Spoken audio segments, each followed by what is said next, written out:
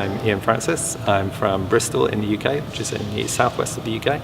This is my first show with Corey Helford. I've known Corey Helford for at least 10 years or so now, so it's great to actually do a show with these guys. They came over to Bristol to do a huge museum show, which came, I think, 1 year after the Banksy show that was there. And so it was fantastic to meet these kind of like 50-something artists come over from Los Angeles and have them all in my hometown. And Bristol's a great city, but it's not the largest of places, so it's not something where you usually get,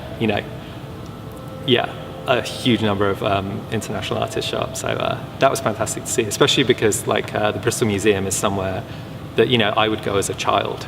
Do you know what I mean? So it's kind of really interesting to see that kind of crossover with this whole other world that you're kind of used to inhabiting now. Artificial winter. So this was a phrase I heard on, I think it was a podcast. So we're talking science podcasts. They were talking about climate change, essentially. And the phrase in the context, what they were talking about ways to mitigate through technology the effects of global warming and things like that.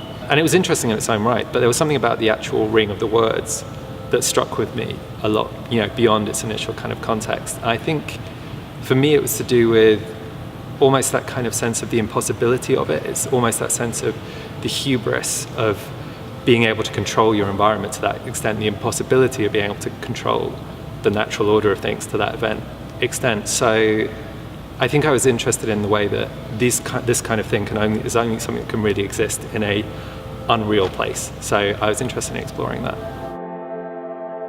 The title is Minotaur Ossuary Disaster. I work various different ways around. Sometimes you have an idea for something and you try and create a scene that illustrates it. Sometimes something comes to you almost as an image, and through painting it, what you're interested in doing is exploring why this thing has kind of grabbed you. And so I was very interested in this idea of this almost skeletal construction slamming against a wall with people divided, pushing back against it on the other side. There's something about the strangeness of it that really struck with me. I was very interested to spend a lot of time with it as an image, and it's a way of forcing yourself to spend a lot of time actually looking at something, paying attention to something. I think it was something to do with the insubstantiality of this kind of threat, of something that was so... It's not a huge minotaur that's muscular or anything like that. It still has that kind of connotation, but it's more like a skeletal structure or the ghost of this that's pushing against this wall. And I was interested in this idea of opposition and people pushing back against that.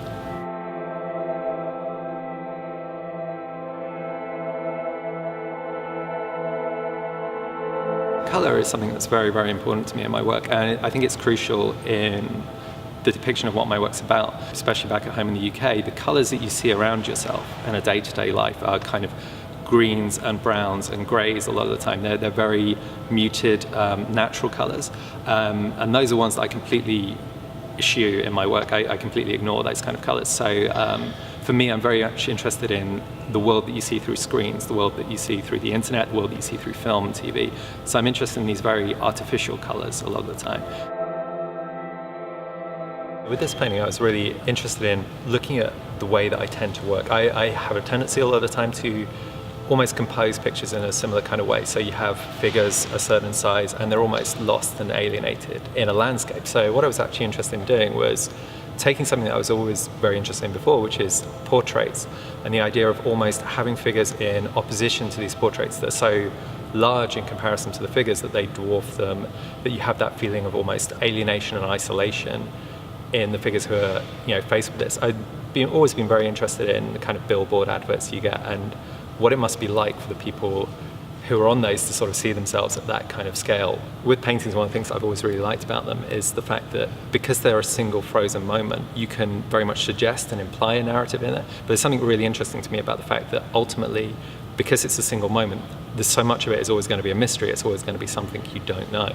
So for me with this painting, I was very interested in this idea of these people facing these kind of billboard images that are almost their idols or their dreams, their goals, their aspirations, but it's something that becomes almost horrifying because it's brought up to such a large scale.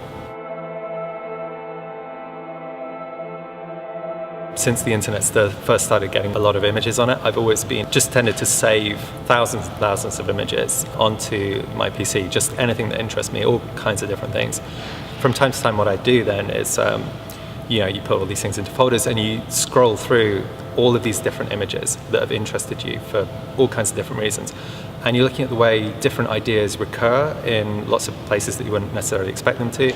And you look at the way different ideas fit together in my head.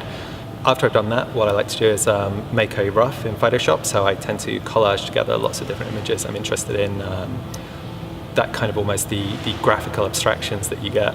From that rough, I then start to make a painting, and sometimes the painting ends up looking a lot like the rough. Sometimes it ends up looking nothing like the rough, and both ways around can work really well, but that tends to be the best way I find I like to paint. What I was interested in this painting is this idea now that with people become so used and they've embraced so much this idea of social media and almost themselves as a kind of visual product. And the thing that's really interesting to me with that is that people put up all these photos of themselves, and put up photos of their relationships, their past relationships. These things all continue to exist in perpetuity out there on the internet. Even after people have decided, as people have always done, that people change their looks, people change their relationships, all of these things. But I was interested in the fact that after they've made these images of themselves, they still have a life out there. They still exist out there beyond, their initial creator's intent. So I was kind of interested in this idea of, where you get these kind of past images of couples, and the couple may have, broken up, the people may be long gone, may be long different, but these images still exist out there. So I was interested in them, almost these shell-like structures kind of washing up on a beach somewhere, like far away, that they still exist. With this painting, I was really interested in the play between this idea of real passion and intensity in a project, but also this idea of personal collapse, of somebody almost falling apart. And so you have this idea of a duet, but something that's not actually entirely working between the two parties. So you have one that's very, very, very into the actual performance, and you have another that is collapsing, essentially falling apart.